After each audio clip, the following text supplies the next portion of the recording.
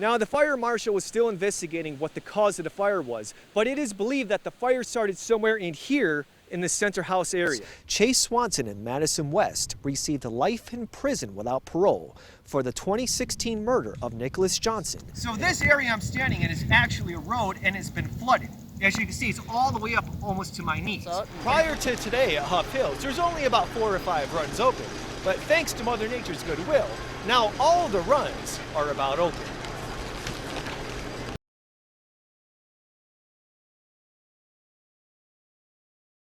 Here in Fayetteville, base jumpers are taking an 876-foot drop off the New River Gorge Bridge. And from what we hear, it's one heck of a ride.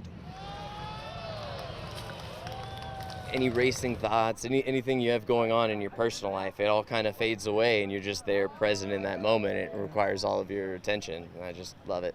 Corley has been jumping for about 8 years now. He came to West Virginia from Oregon to participate in Bridge Day. This is the one day of the year where it's legal to jump from the New River Gorge Bridge, the 3rd highest bridge in the United States. So the Prime Bridge, which is legal year-round, is 486 feet, whereas this one's 876 feet. So it gives you a little bit of extra time, and that extra time allows you to have a lot more fun. Robin Moore, who is one of the few female jumpers at the event, came all the way from Miami, Florida to attend Bridge Day 2019. One of the biggest base jumping festivals in the world. I'd heard so much about it. I just started base jumping this year. And she says she loves the thrill of a good jump, but there's one thing a little scarier: packing up the gear once you're done. For me, about an hour. Some of these packers who are pro packers can do that in like 20 minutes. People from all over packed buses and stood in lines practically a mile long to watch more than 300 base jumpers leap down into the gorge and 350 rappellers ascend and descend from the catwalks of the bridge. We could have anywhere from 40 to 50 to 70,000, all depends on how nice it is. Beery said with so many people in a crowded space, extreme precautions were taken so if anyone was injured, they could be rushed to the hospital. Today has been really pretty smooth. I've only seen a couple of minor injuries today. The last jump for Bridge Day was at 3 o'clock, and there's no official number yet on how many people attended the event this year. But from the look of the people exiting the gates, it's fair to say this year might have been a record one. Reporting from Fayetteville, Steve Kirch, 13 News, working for you.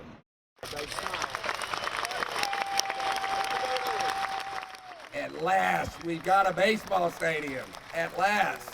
A sea of green and white jerseys, hats, and shirts gathered at Chris Klein Athletic Complex for the groundbreaking ceremony of Marshall University's new baseball stadium. For some at the event, they thought this day may never come. It's probably one of the happiest days of my life, really.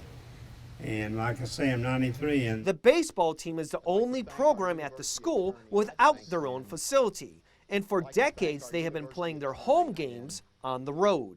Well, we've played in Charleston, we've played in Beckley, we've played at a little ball field, YMCA on Route 2, we've played in Chillicothe.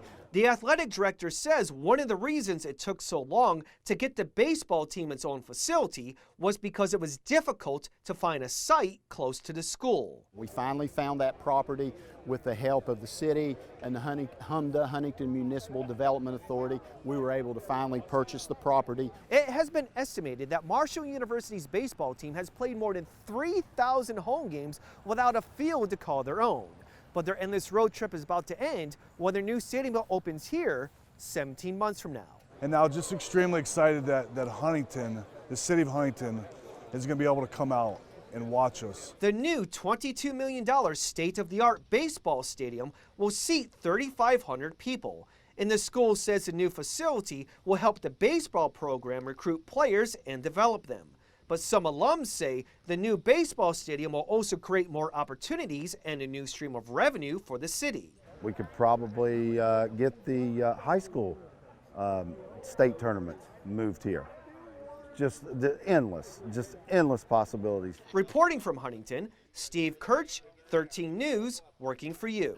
Around 12:14 a.m. on Sunday, Brian Martin, Christopher Clement, Troy McDaniel Jr., and Lawrence Lee III were able to escape Gallia County Jail by overpowering 2 female guards with a self-made weapon and elude capture on the outside with an escape vehicle. At this time, I can confirm that the law enforcement authorities in the state of Pennsylvania have located the vehicle and are conducting a search for the escapees. The United States Marshal Service has offered a reward of up to $2,500 per inmate for information leading to their apprehension. This is the second time this month Martin has eluded the custody of the Sheriff's Department. But Sheriff Champlin says he and his staff are currently dealing with an overcrowded jail and short-handed staff.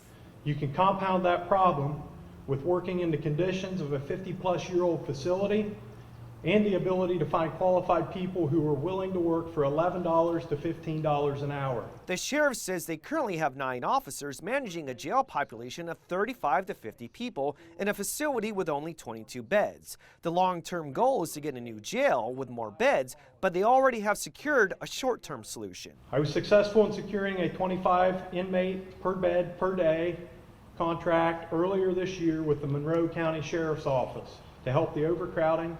But some people who attended the meeting feel like the problem is the sheriff. Since the current sheriff took over a little more than 2 years ago, there have been 2 reported deaths, one overdose and the other self-inflicted. But the previous sheriff, we did not have these escapes. I don't remember deaths like this. The self-inflicted inmate who died, Tommy Gibson, was Russell's son and Gibson's husband. That were very upset because he yelled all Friday night that he was going to kill himself, that he was sick, he couldn't take it anymore, and they ignored his pleas. However, others at the meeting feel like the sheriff is doing the best he can with what he has. Hey, I would like to say that these people helped me last night save my daughter's life. But some feel it's time for a new sheriff, and they still have more questions than answers on what exactly is going on.